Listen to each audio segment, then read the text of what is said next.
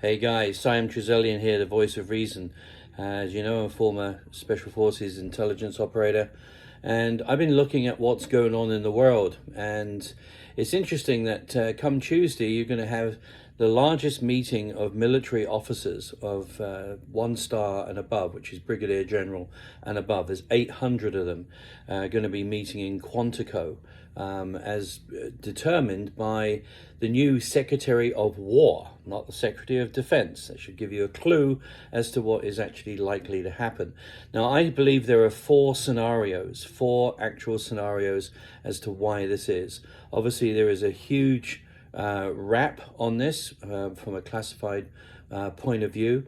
I don't think even the generals are going to know until they actually sit down and the doors are locked what's actually going to happen. So the first thing I'm going to do four separate videos, and they're not in any order of priority. So the first is what we're seeing, okay, and that is internal insurrection.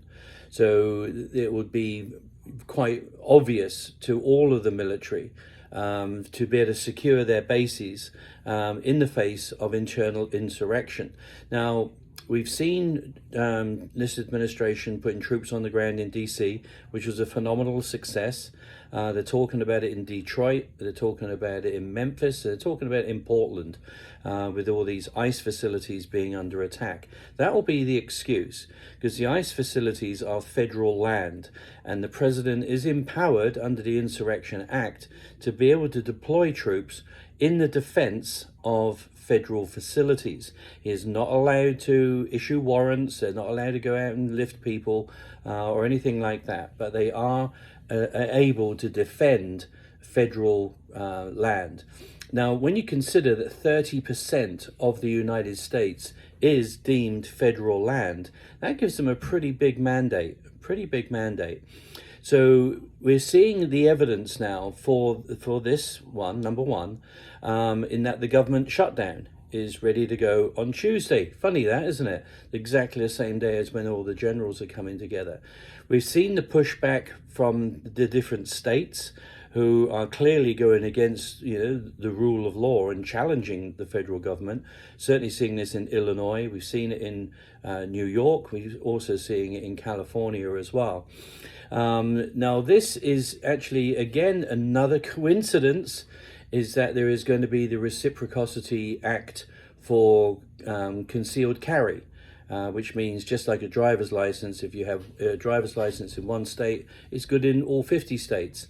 That will be the same thing with concealed carry. Obviously, the left-wing states don't want that. Right-wing states do. That will be pushed through because it's going to be federal law. So we'll see exactly how that is actually going to manifest.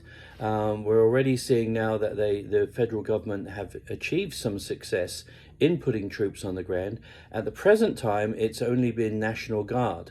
Okay, and as we know, the National Guard is actually managed by state, not by the feds. Whereas the actual military, all of these officers that are being called together are, in every arm and service. Okay, so you've got the Navy, Air Force, Marines and the Army. They're all gathering together. So if it was just going to be an insurrection, it would probably be just the Army. But the fact is that they're anticipating creating like a national mobilization, if you like, to protect federal land.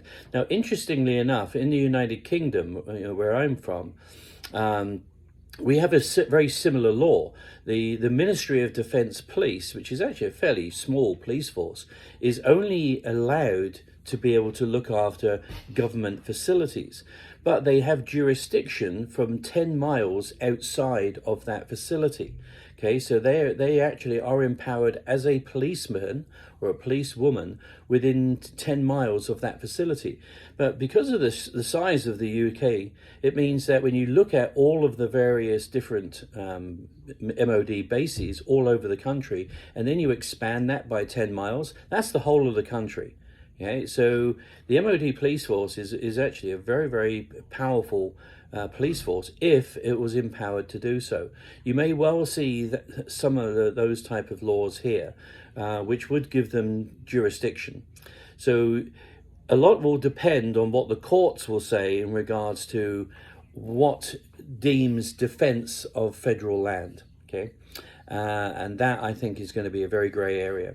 So that's number one. That's what I think could be a possibility and an answer to why you've got all the top brass of the American military meeting in one place. You wouldn't do that just for shits and giggles, you know. I mean, just can you imagine the security implications of having all of the military high staff officers in one room all at the same time? Unbelievable. But anyway, that's the way it is. So this is Simon Trezelyan. Look out for part 2. Bye bye now.